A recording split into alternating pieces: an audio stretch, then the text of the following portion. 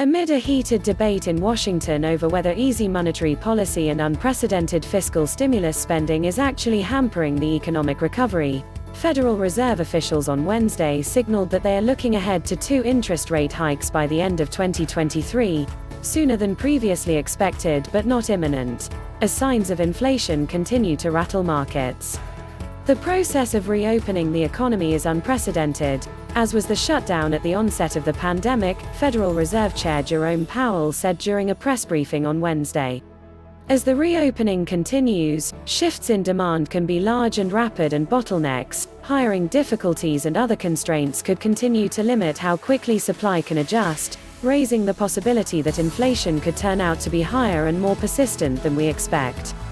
The longer the Fed delays tightening policy, the greater the threat it will be forced to slam on the policy brakes down the road, wrote Mohamed El-Erian, chief economic advisor at Allianz, in a Bloomberg op-ed published Tuesday. This would, in turn, risk both an economic recession and financial market instability. 3.4%.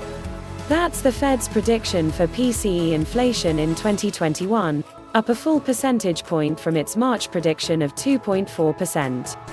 It expects 7% GDP growth and 4.5% unemployment for the year. At the onset of the coronavirus crisis in the United States in March 2020, the Fed slashed interest rates to near zero levels to prop up the financial sector and has not adjusted them since. The central bank also said it would purchase $700 billion in government debt and continues to buy $120 billion in bonds per month to support that market. In the minutes from its June meeting, the Fed did not specify when it would terminate the bond buying program. Here's what plunging lumber prices tell us about inflation. Forbes. Here's what could happen when $300 unemployment expires, according to Goldman Sachs. Forbes prices soared 5% on a yearly basis in May. Forbes, U.S. added 559,000 jobs in May, less than experts were expecting but better than April's dismal data. Forbes.